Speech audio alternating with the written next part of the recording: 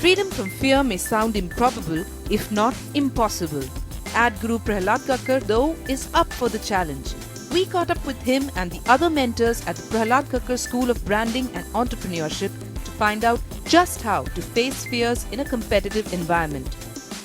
They say that on the opposite side of fear lies freedom, and that's of course very easy to say when you're not quaking in your boots. But for those of us who are quaking in our boots a lot of the time, there are lots of people here to show us how to be a bit fearless. But before I get to that, I have been told, and I am listening to Mr. Prahlad Kakar because he's obviously a man worth listening to, that the first question must go to Mr. Subhash Gai about why you let a man like this in to Whistling Woods in the first place. And it's all downhill from there, all his words. The woods have gone downhill. Originally, when I started this institute, I always wanted to be perfect. Yeah.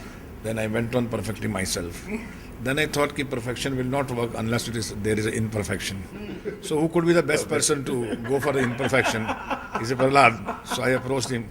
Let be the perfection and not the imperfection, and imperfection be the perfect. Wow, that's a backhanded compliment if I ever heard one. It's the perfect description of beauty. Yeah. Is that beauty, if it's perfect, then it's sterile, it's dead. Absolutely.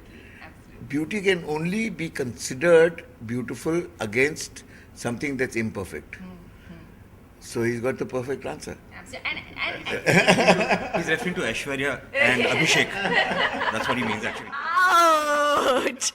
You people really are fearless, and actually everybody should be very, very afraid of you. And we've got one lady in the middle of all the rabble rousers. There are two in the corner over there who I'm going to come to. She claims that she's very respectable. So what is it like being with this bunch of rebels and rabble rousers? No, I'll give you a secret on this. She was the first person who ran a respectable institution for little children who had to deal with parents, who actually turned around and appointed me on a board of a school, much to the horror of all the parents, and had to then live with it and justify it for the rest of my life. You know? Are you still justifying it? And what's the justification? Well, Prahlad's one of the few people who actually understands what I'm trying to do in education, which is not have a whole lot of kids who are just conforming to a system, but radical free thinkers. So while I'm very respectable, I'm also a great sort of advocate and fan of all these people who are radical free thinkers. In any system of education or anything else, you're looking for all kids succeeding in some way or the other. And not all kids are going to succeed academically. So for me, Prahlad's a great role model of somebody who was dyslexic, who's found his calling, who's found his conviction, and who's found success. So I'm a big fan. Big fan. And of course, talking about big fan following, of course, we have the twins here who have doubled the fan following really in more ways than one. You guys are the rebels and the rabble rousers also in the best possible way. You all certainly don't shy away from, speaking your minds. Yeah, you're very proud of it, clearly. And, but it's tough sometimes when someone is so rebellious, at least initially. It's tough to survive because, people are always pressurizing you. I'm talking about for the wannabe rebels out there.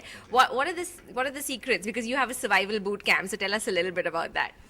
Firstly, we don't think there's anything called a wannabe rebel. Okay, you're either a rebel or you're not. You want to conform to the rebel code. You'll end up in the middle.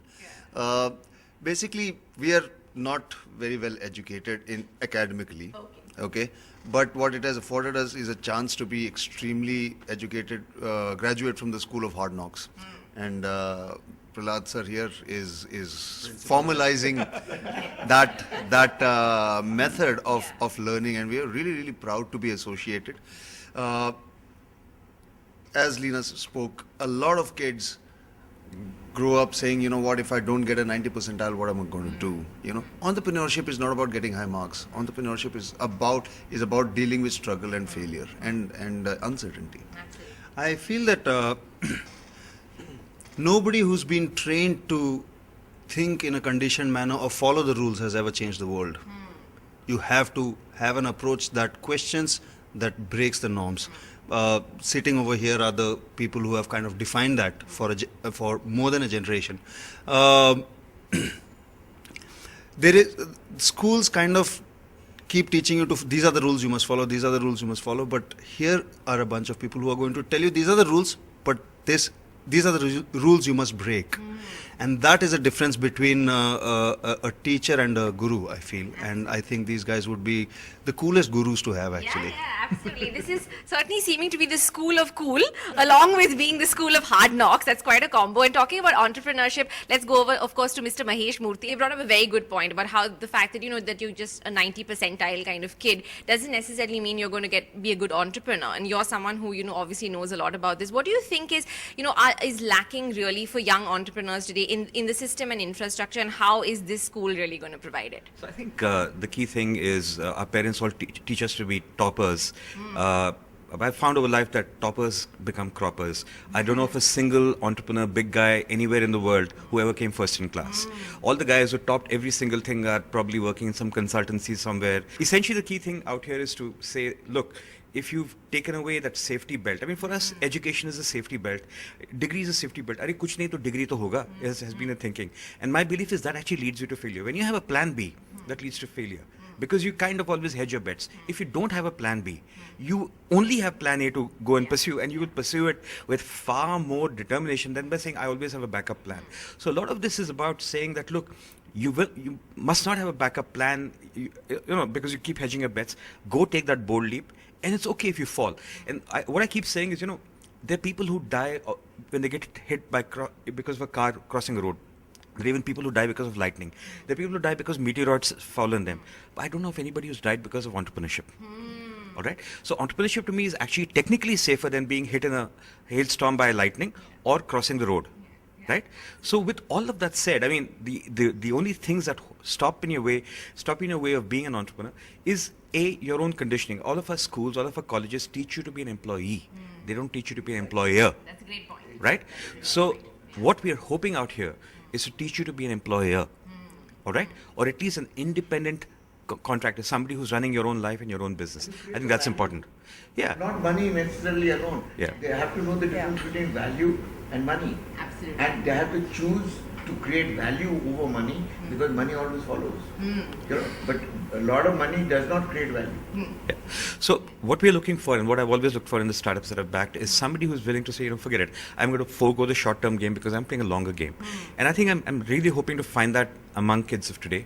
And hopefully that's what the school is all about. Absolutely. And like you said that, it's all about the plan A, but if you don't have a plan A, you don't have a plan B, you can have a plan PK, so at least at this school. So, wrapping it up and giving us a little bit of an idea, what is something that you're particularly looking forward to from the school, and what kind of people are you hoping come out, and the activities as well, was your favorite? Subhash Guy and me, in a way, are very similar because we're both mentors in the same discipline. Yeah. But what we've learned, not by any theory or by any reading a book, is the fact that when you teach young people to learn to fly, because to learn to fly you have to push them out of the nest, is that when you teach them that, they teach you in return how to be young. And believe me, our world is becoming younger and younger every day, and people who are become old willingly become redundant. Because then they go into retirement homes and they go and they're put away and they're hidden from mainstream society. So if you want to be active till the day you die, because you can interact with an 18-year-old and understand how he thinks, you have to be able to teach him. Because he teaches you how to be young, you teach him a discipline, and you teach him, basically you are the parent. And what is the main job of a parent? The main job of a parent is to educate your children in whatever way you can. Yeah. Equip them so that when they fly, they will be able to fly. And stand behind them and say, fly. If you fall, we'll catch you. So the fact is that failure is such an integral part of learning that if you do not teach children that failing is as important as not failing, as a matter of fact, more important than it leads to arrogance. If you succeed first time round and you don't fail 3-4 healthy times, you don't learn humility. Don't appreciate the fact that you've succeeded by the skin of your teeth and that you might not be able to repeat it. Only people who have failed many times succeed constantly. People who never fail only succeed once. They can never repeat it again. Okay, Those are words to live by, I have Yes. to say. And Yeah. finally, you all seem to be such fearless people and so comfortable in your own skin. But come on, give the rest of us mere mortals a little bit of, to make us feel a little bit better. What are the things y'all are scared of? There must be something. Everyone's got something. What I'm scared of? I'm scared of the fact that I'll become old. I'm really scared of that. I suspect that's not going to happen, but anyway, thank you for sharing that. I think I let's ask the guy. What do you think? Because he's the youngest person I've met in a long time at his age. Because he's been there, done it all. That's the best part of it. Then what do you do after? Prahlad, when you say I have done it all, Yes. I'm still not old. Then how I can know. you be old? That's why you remain young. So that is all. That's because I know you also, that you keep innovating something. Look at this innovation of this course of the BSc. It's a wonderful, it's, very much against the traditional school of education to the children and allowing them to set free. They are not under the pressure of their parents' module that you have to become a lawyer, chartered accountant, doctors. So it allows you to set free. Whatever you want to do, please carry on. That is the same philosophy. I have set up this institute also. Yeah. They come for the foundation course, but in foundation course, I always tell them, now rediscover yourself, rediscover your dreams, rediscover your capacity, and you are free now to join any kind of course. Yeah. That's what Express it's all yourself. about. Yes, and that has to be the proper approach of education. And that's a wonderful job he's doing. And I think it's going to be a great success because that's what the children are fed up now. Children want the same. Yeah. I personally think that my job is really the ability to attract a lot of like-minded people who seem to be very different, but actually you scratch the surface, they're the same. Like Leena, who's terribly respectable, and she's called Leena Ma'am, and all that, and is just as much a part of the tribe. All of us Yahoos are, to be very honest. There's a gung-ho feel about everything that, let's go for it. And then let's see what happens. But if you don't go for it, you'll never know. It's like, when you're young and you're in a social and you want to go and ask a girl for a dance, you have to walk across the floor. That is the longest walk in the world. And so many times you think that let's head for the water, what you call cooler, because you can chicken out actually and say, oh, I was just thirsty. Well, maybe there are going to be some dating tips as well at this School of Cool. I'm suspecting that will happen. Thank you all so much for joining us, and may you all be fearless always. Thank you. Thank you.